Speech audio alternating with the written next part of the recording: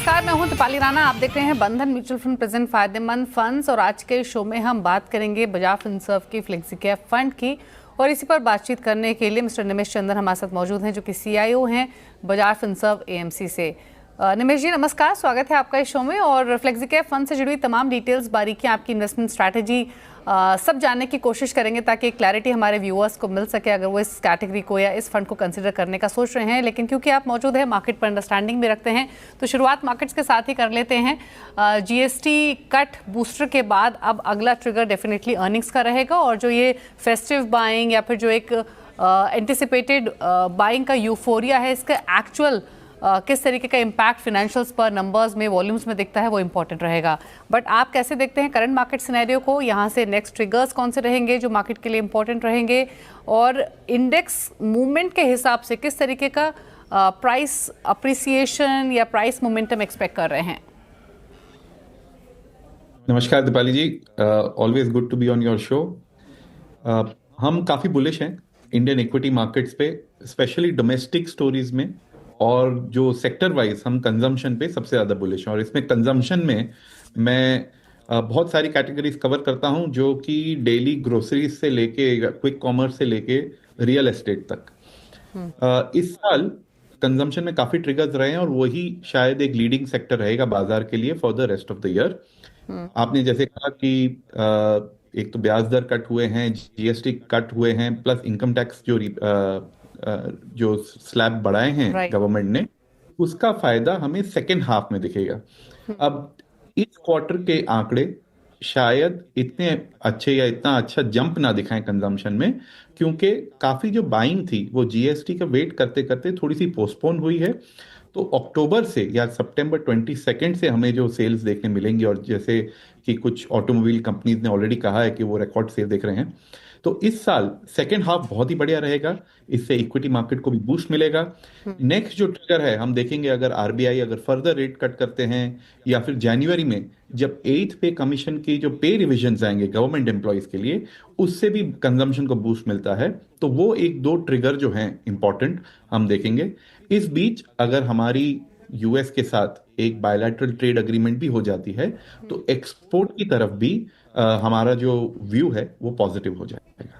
Okay अच्छा, अब क्योंकि सेकेंड हाफ के लिए आप काफ़ी बुलिश दिखाई दे रहे हैं, थीम्स का भी आपने जिक्र किया, कोई रिस्क है मार्केट के लिए जो आपको लग रहा है कि हाँ ये एक रिस्क हो सकता है आगे जाते हुए, या फिर इसको लेकर थोड़ा सा कॉशियस रहने की नीड है? तो जनरली मैं इन्फ्लेशन की तरफ ज्यादा ध्यान देता हूं कि वो एक रिस्क हो सकता है। जैसे कि अगर ऑयल प्राइसेस बढ़ गए मिडिल ईस्ट में, अगर ये जो वॉर हो रही है उसकी वजह से अगर ऑयल प्राइसेस बढ़ जाते हैं, तो वो एक टेंशन इंडिया पे रहता है कि अगर हम ऑयल इंपोर्टर हैं तो हमारे यहाँ इन्फ्लेशन बढ़ सकती है। तो उस पर नजर रखते हैं। बट अभी जो है हाल फिलहाल सिचुएशन ऐसी है कि ऐसा कोई इंपॉर्टेंट रिस्क नहीं दिख रहा है। स्मूथ सेलिंग जैसा लग रहा है यहाँ से, at least for the next 6 months. चलिए, अच्छी बात है निमेश जी, आपसे बातचीत करके सेंटिमेंट्स मूड थोड़ा और पॉजिटिव हुआ जो आपका व्यू है सेकंड हाफ के लिए।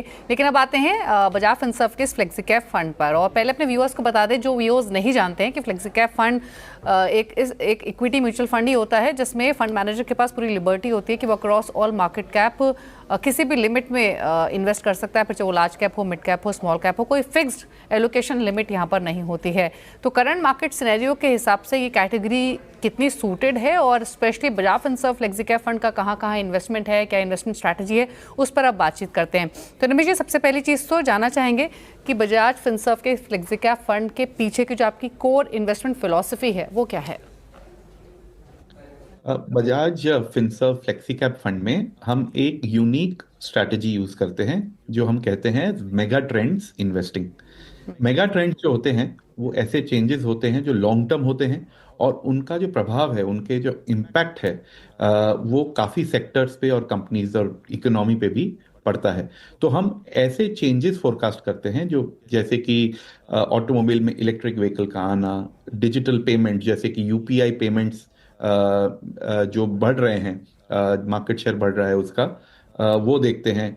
रेगुलेटरी चेंजेस देखते हैं कि इंडिया में अगर हम मैन्युफैक्चरिंग इन इंडिया पीएलआईज जैसी हम इंसेंटिव्स दे रहे हैं, उनका क्या इम्पैक्ट हो सकता है लॉन्ग टर्म। और कंजम्पशन पे हम देखते हैं कि पर कैपिटा इनकम जो ग्रो हो रही है, कस्टमर जो बिहेवियर चेंज हो रहा है, उसका क्या इम्पैक्ट होता है। तो हम फोकास्ट करते हैं फ्यूचर यूजिंग मेगा ट्रेंड्स, और उन कंपनीज को सिलेक्ट करते हैं जो इन मेगा ट्रेंड्स की पॉजिटिव साइड पे हैं, जिन्हें बेनिफिट हो सकता है, एक टेलविंड है उनके बिजनेस में कि वो फास्टर ग्रोथ दिखा सकें। तो ये एक जो स्ट्रैटेजी है, ये आप कह सकते हैं कि एक तरह से एक ग्रोथ इन्वेस्टिंग स्ट्रैटेजी है, जिसमें हम उन कंपनीज को सिलेक्ट करते हैं जिनका नेक्स्ट फ्यू इयर्स तक फास्टर ग्रोथ रहेगा उनके कंपिटिटर्स से, और बेटर ग्रोथ रहेगा in terms of quality of growth also, cash flows अच्छे रहेंगे, उनके वैल्यूएशंस अच्छे हैं। तो this is the mega trend strategy of investing in flexi cap. Okay और इनफैक्ट मैं पढ़ भी रही थी जो जिस मेगा ट्रेंड्स फिलोसफी की बात की निमिष जी, यानी मार्केट में क्या कौन सी थीम चल रही है उसके साथ ना जाने की बजाय उस थीम के साथ जाना जहां पर आगे जाते हुए मोमेंटम देखने को मिलेगा, ग्रोथ देखने को मिलेगी। अच्छा, इनक्यूब इन्वेस्टमेंट फिलोसफी भी आप फॉलो करते हैं, मैं पढ़ रही थी इस फ्लेक्सिकैप फंड के बारे में। एग्जैक्टली बताएंगे कि ये फिलोसफी क्या है और इसका क्या कोरिलेशन है आपकी इन्वेस्टमेंट स्ट्रैटेजी से अगर जोड़कर देखें।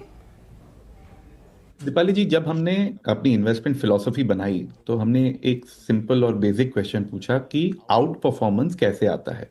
अगर आप क्राउड से, एवरेज से बेटर इन्वेस्टमेंट डिसीजन लेना चाहते हैं तो आप कैसे ले सकते हैं। तो उसके सिर्फ तीन तरीके हैं।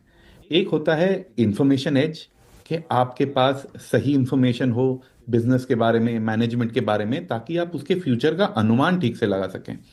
तो information as is important. Second होता है कि अगर आपके पास इंफॉर्मेशन आई है, आप उस इंफॉर्मेशन को प्रोसेस कैसे कर रहे हैं। क्या आपके पास एक क्वांटिटेटिव मेथड है या मॉडल है जिससे आप उस इंफॉर्मेशन को ठीक से प्रोसेस करके उसका एक ठीक से आउटपुट ले सकते हैं, जो आपको डिसीजन लेने में मदद करे। जैसे आपने एक अच्छा फाइनेंशियल मॉडल बनाया, एक क्वांट मॉडल बनाया, तो वो होता है क्वांटिटेटिव एज। थर्ड होता है बिहेवियरल एज, और ये सबसे इंपॉर्टेंट है।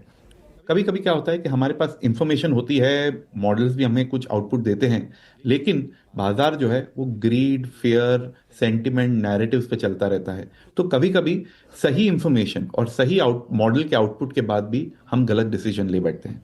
तो बिहेवियरल एज ऐसे टूल्स देता है जिससे हम ये पता कर सके कि कहाँ हम गलती कर रहे हैं, इमोशनल कोई मिस्टेक कर रहे हैं, और दूसरा कि बाजार किस तरफ है, ग्रीड की तरफ है, फियर की तरफ है, ताकि हम उसका एडवांटेज ले सकें। तो अगर हम इन तीनों एजेस को कंबाइन करें, इंफॉर्मेशन, क्वांटिटेटिव एंड बिहेवियरल, तो हमने उसका शॉर्ट फॉर्म बनाया है इनक्यूब, कि हम इन सारे टूल्स को यूज करके हमारे इन्वेस्टर्स के लिए आउट परफॉर्मेंस जनरेट करने की कोशिश करेंगे। ओके चलिए, तो इंटरेस्टिंग है इनफैक्ट आपकी ये इनक्यूब इन्वेस्टमेंट फिलॉसफी भी और मेगा ट्रेंड्स भी, और इंटरेस्टिंग रहेगा जानना कि कौन सी वो थीम्स है जहां पर आप मेगा ट्रेंड्स देख रहे हैं, उस पर भी आएंगे। लेकिन उससे पहले मैं large cap, mid cap, small caps पर थोड़ा सा फोकस करना चाहती हूँ। जो आपका फ्लेक्सी कैप मैंडेट है वो कैसे इन्फ्लुएंस करता है आपके एसेट एलोकेशन को across large cap, mid cap and small cap.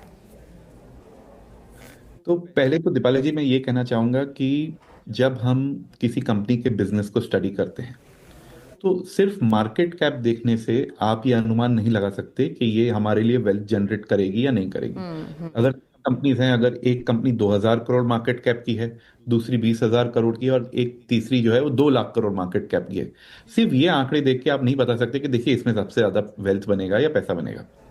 आपको उसकी बिजनेस मैनेजमेंट की ठीक से स्टडी करनी पड़ती है।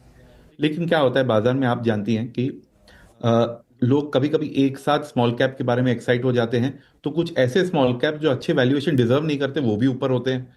और जब मार्केट डिप्रेस हो जाती है, जैसे कि मार्च में लोगों को स्मॉल कैप अच्छे नहीं लग रहे थे, स्मॉल कैप बेच रहे थे, तो कभी कभी कुछ अच्छी स्मॉल कैप कंपनीज भी आपको एक अच्छे वैल्यूएशन पे मिल सकती हैं। तो फ्लेक्सी कैप जो है, हम बिजनेस को सिलेक्ट करते हैं, और वैल्यूएशन जब हमें राइट अपॉर्चुनिटी मिलती है हम उनका फायदा उठाते हैं। तो हमने from March onwards mid cap और स्मॉल कैप का जो एलोकेशन है फ्लेक्सी कैप फंड में वो बढ़ाया था, क्योंकि काफी ऐसे अच्छे बिजनेसेस जो स्मॉल कैप, मिड कैप में है, हमें अच्छे रीजनेबल प्राइसेस पे मिल रहे थे। आज हमारा जो एलोकेशन है फ्लेक्सी कैप में is about 50% in large cap, 25% in mid cap और 25% इन स्मॉल कैप। सो ये मोर और लेस हमारा रेगुलर प्रोपोर्शन रहता है। इसमें ये सारे जो कंपनीज हैं, whether whatever market cap जो उनकी है, वो मेगा ट्रेंड्स में ग्रोथ ओरिएंटेड बिजनेस हैं जो इसमें क्वालिफाई करते हैं। तो यानी आप फुल्ली इन्वेस्टेड हैं निमेश जी इस फंड में?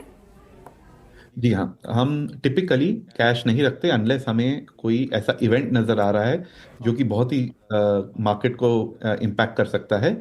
तो हम जनरली फुल्ली इन्वेस्टेड रहते हैं, और स्पेशली जब हम आज की तारीख में जब हम बुलिश हैं तो हम डेफिनेटली कम कैश रख रहे हैं या फुल्ली इन्वेस्टेड रह रहे हैं।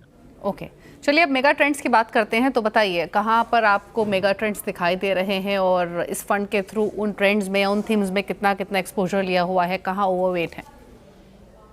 सो तीन थीम्स हमारी जो फेवरेट थीम्स हैं अभी, इस सबसे जैसे मैंने पहले कहा कि कंजम्पशन थीम जो है उस पे हम काफी बुलिश हैं। इसमें कुछ स्ट्रक्चरल बेनिफिट हैं, जैसे इंडिया में डेमोग्राफिक बेनिफिट्स और राइजिंग पर कैपिटा इनकम की वजह से एक स्ट्रक्चरल टेलविंड है कि हम ये कंजम्पशन जो इंडिया की बेस्ट स्टोरी रहेगी, ग्रो होती रहेगी। इसमें एक सिक्लिकल अपटर्न भी आ रहा है। इंटरेस्ट रेट कम होने की वजह से फाइनेंसिंग इजी हो रही है। डायरेक्ट टैक्स कम होने की वजह से लोगों के पास सेविंग्स ज़्यादा हैं। जीएसटी कट होने के बाद इनफैक्ट लोगों को एक इंसेंटिव है कि आप जाके आज स्पेंड कीजिए, बाजार में जाके अपने जो पैसे हैं वो शॉपिंग कीजिए आप। तो ये जो है, ये तीन अगर हम कंबाइन कर लें जो इम्पैक्ट, तो उस वजह से एक सिक्लिकल अपटर्न भी आ रहा है इन कंजम्पशन। तो ये लॉन्ग टर्म शॉर्ट टर्म दोनों में कंजम्पशन सेक्टर जो है वो क्वालिफाई होता है। इसमें काफ़ी फास्ट ग्रोइंग बिजनेसेस हैं, जैसे कि क्विक कॉमर्स कंपनीज हैं, कुछ रेस्टोरेंट या होटल बिजनेसेस, ट्रैवल बिजनेसेस, इन सब पे हम काफ़ी बुलिश हैं। कंज्यूमर डिस्क्रिशनरी स्पेस पे भी हम काफ़ी बुलिश हैं। एंड लास्टली रियल एस्टेट, जो कि हम कंजम्पशन में काउंट करते हैं, उस पे भी हम बुलिश हैं। Second, जो major theme that we are bullish on is BFSI, which is banking, financial services and insurance. इसमें कुछ हम कैपिटल मार्केट प्लेस भी डाल देते हैं, जो कि exchanges, brokers, depositories, RTA agents, वो भी डाल देते हैं। ये जो सेगमेंट है, because of financialization of savings, because of digitization of payments, digitization of savings and digitization of spending, काफ़ी ऐसी कंपनीज हैं, प्लेटफॉर्म बिजनेसेस हैं जो इनसे बेनिफिट ले रहे हैं। तो बीएफएसआई पे, because of interest rate falling, pickup in credit and pickup in economy, and ये जो कैपिटल मार्केट प्लेस हैं उन पे हम काफ़ी बुलिश हैं। थर्ड, एक छोटा सा सेगमेंट है which is with in infrastructure, which is the energy segment और पावर सेगमेंट। आपने देखा होगा जितनी भी टेक्नोलॉजी चेंजेस आ रही हैं, जैसे कि electric vehicles, data centres, AI, ये सब एक पावर इंटेंसिव टेक्नोलॉजीज हैं। इसमें सडनली वर्ल्ड को रियलाइज होता है कि हमें और ज़्यादा पावर में इन्वेस्ट करने की ज़रूरत है, पावर सेक्टर में। तो इस वजह से काफ़ी कंपनीज जो हैं which are power financiers, capital goods companies हैं जो पावर कंपनीज को सप्लाई करती हैं, और रिन्यूएबल कंपनीज हैं, उन पे भी हम काफ़ी बुलिश हैं। तो ये जो तीन सेगमेंट्स हैं, ये हमें यहाँ से फास्ट ग्रोइंग सेगमेंट्स नजर आते हैं, based on strong mega trends that are giving them tailwind. Okay, और अगर हम इन्हीं थीम्स की बात करें जो आपने आइडेंटिफाई की हैं, या फिर जहां आप इन्वेस्टेड हैं, फिर चाहे बैंक्स, फाइनेंशियल्स हो, क्विक कॉमर्स हो, रियल्टी हो, यहाँ पर आप वैल्यूएशन कंफर्ट अभी भी है आपको? ये सेगमेंट्स इतने बड़े हैं कि इनमें आपको कोई ना कोई इंपॉर्टेंट कंपनी आपको अच्छे वैल्यूएशन पे मिल जाती है। द बेनिफिट कंजम्पशन में ये रहा है कि लास्ट 2 साल से बाजार का जो ध्यान है, क्राउड का जो ध्यान है, वो कैपेक्स इंटेंसिव कंपनीज की तरफ रहा है। इसीलिए जो कंज्यूमर कंपनीज हैं, because of slow down, because of some downgrade, वो कब से वो जो स्टॉक्स हैं वो अपने 52 वीक हाई से नीचे चल रहे हैं, अपने एवरेज वैल्यूएशंस जो हैं उनसे नीचे चल रहे हैं।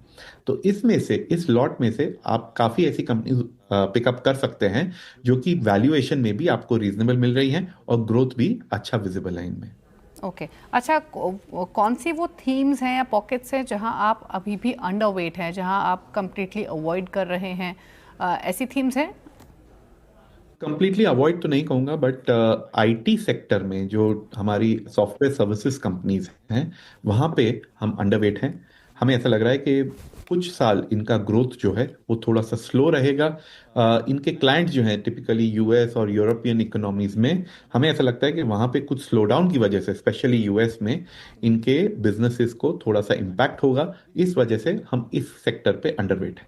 ओके, और साथ ही फार्मा में आप किस तरीके से प्लेस्ड हैं इस फंड के थ्रू, निमेश जी? फार्मा में एक्चुअली काफी सब सेगमेंट्स हैं, और वो भी काफी स्ट्रॉन्ग थीम्स हैं। जैसे कि डोमेस्टिक फार्मा कंपनीज जो हैं वो तो बहुत ही अच्छा कर रही हैं, हम उस पर पॉजिटिव हैं। एक और सेगमेंट है जहां पे फास्ट ग्रोथ कंपनीज देख रही हैं, which is contract research and manufacturing. इसमें बहुत अच्छी कंपनीज हैं जो ग्लोबल क्लाइंट्स को सपोर्ट करती हैं बाय मैन्युफैक्चरिंग इन इंडिया, उस पर भी हम काफ़ी बुलिश हैं। स्पेशली इस सेगमेंट में आप देखेंगे कि China+1 की ट्रेड आ सकती है, कि लोग जो हैं चाइना से इंडिया शिफ्ट कर रहे हैं अपनी मैन्युफैक्चरिंग एंड रिसर्च। हाउएवर जो जेनरिक साइड है वहाँ पे हम अभी भी वॉच रख रहे हैं कि टैरिफ के क्या इम्पैक्ट हो सकते हैं इस पे। India is actually a value health care provider to the world. तो इसमें काफ़ी ऐसी कंपनीज हैं जिनके वैल्यूएशंस अब जो हैं रीजनेबल हो गए हैं बिकॉज ऑफ दिस टेंशन जो टैरिफ के क्या चल रहे हैं। तो उसमें I would say we are equal weight but very bullish कि डोमेस्टिक फार्मा और ये जो क्रैम सेगमेंट है वो अच्छा कर रहा है। हाँ, हॉस्पिटल्स में भी हम काफ़ी बुलिश हैं। ओके, चलिए, तो इंटरेस्टिंग है कहाँ कहाँ पर फोकस है इस फंड के थ्रू, वो तमाम डिटेल्स निमेश जी ने बताई। एक ब्रेक के लिए यहाँ पर रुक रहे हैं और ब्रेक के बाद जानने की कोशिश करेंगे कि कब कब इस फंड को रिव्यू किया जाता है, कितना ऑफन रीबैलेंस रिव्यू की स्ट्रैटेजी होती है, किस तरीके के रिटर्न्स एक्सपेक्ट करना चाहिए, कितना होराइजन एटलीस्ट लेकर चलें अगर आप इस फंड को पोर्टफोलियो में जगह देने की सोच रहे हैं। इन तमाम मुद्दों पर भी करेंगे बातचीत, लेकिन एक ब्रेक के बाद।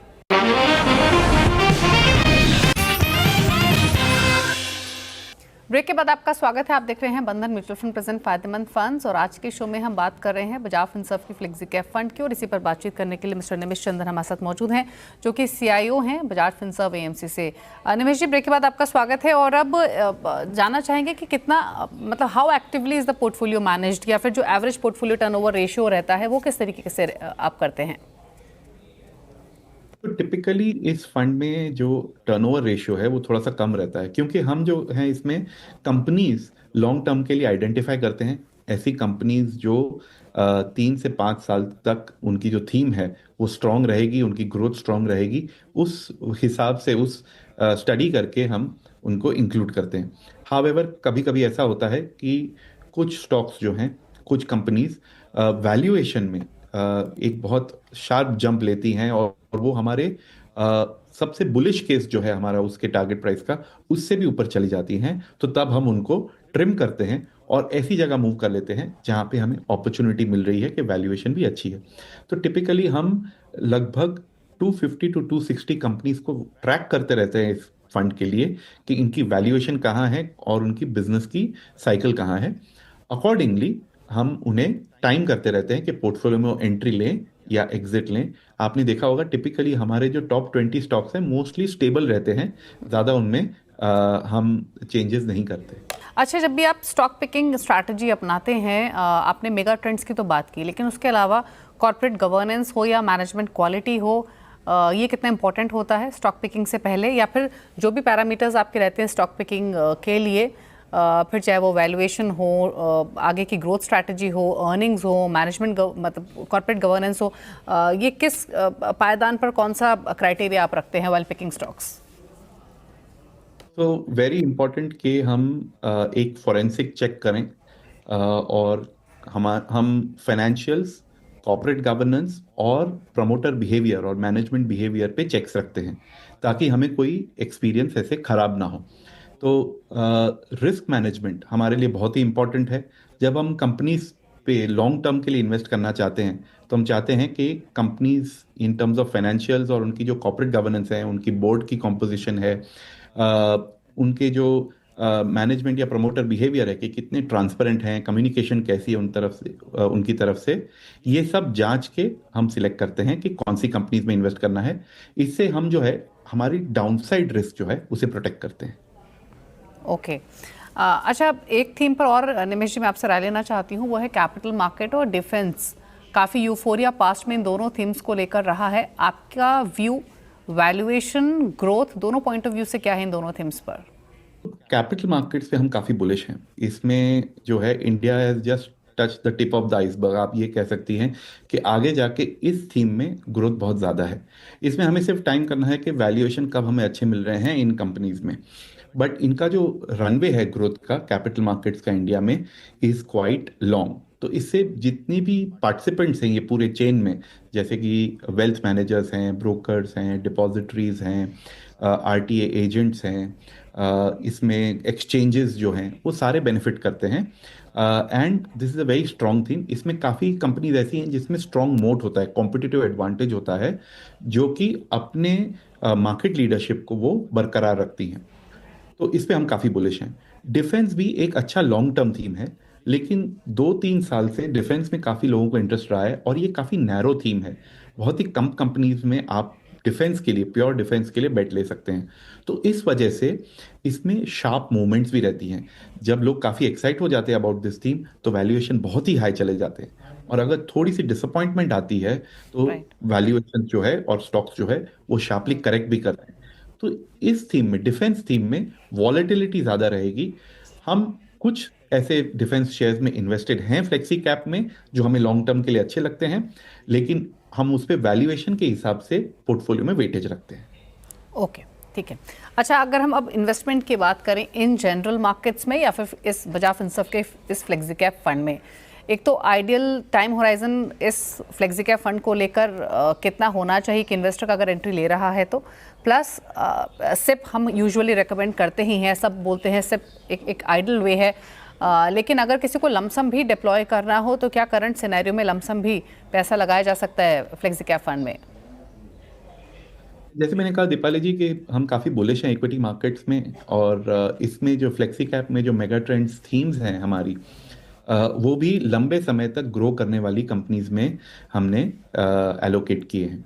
तो अब बुलिश तो हैं हम इसमें, बट इन्वेस्टर्स को इक्विटी या फिर हमारे जो फ्लेक्सी कैप फंड में अगर अच्छे रिटर्न्स देखने हैं तो उन्हें एक लॉन्गर टर्म होराइजन भी होना चाहिए। टिपिकली हम कहते हैं कि अगर आप इक्विटी में इन्वेस्ट करें तो मिनिमम 3 साल का आप इन्वेस्टमेंट होराइजन रखें, ताकि आप वॉलेटिलिटी से डरेंगे नहीं और उस वजह से आप उसका अच्छा एक रिटर्न बना पाएंगे। फॉर दिस फंड ऑल्सो मैं कहूँगा कि मिनिमम 3 इयर्स का एक इन्वेस्टमेंट होना चाहिए। SIP इज डेफिनेटली रिकमेंडेड, लेकिन बाजार के आज के स्तर पर अगर किसी को लमसम भी करना है इस फंड में तो लमसम इज ऑल्सो रिकमेंडेड। ये एक कोर एलोकेशन है एक इन्वेस्टर्स के लिए। Flexi cap as a category और mega trends as a strategy, ये एक कोर एलोकेशन बन सकती है कोई भी इन्वेस्टर के पोर्टफोलियो में। उसके बाद उसकी जो टॉपअप जो सैटेलाइट थीम्स हैं लोग ऐड कर सकते हैं। ओके, चलिए, तो तमाम डिटेल्स यहाँ पर इस फंड से जुड़ी हुई निमेश जी ने समझाई, बताया क्या स्ट्रैटेजी इनकी है इस फंड को लेकर, कहाँ इन्वेस्टेड हैं, क्या फ़िलॉसफी इनकी है, ओवरऑल रैशनल है इस फंड के इन्वेस्टमेंट के पीछे, और कितना होराइजन आपका होना चाहिए, या फिर आपके पोर्टफोलियो की कोर इन्वेस्टमेंट थीम भी हो सकती है अगर आप चाहें तो। शुक्रिया निमेश जी आने के लिए शो में और इस फंड से जुड़ी तमाम डिटेल्स हमारे व्यूअर्स के साथ शेयर करने के लिए। Thank you. और इसी के साथ फायदेमंद फंड्स में तो इतना ही। ब्रेक के उस पार भी खबरें जारी हैं CNBC आवाज़ पर। नमस्कार।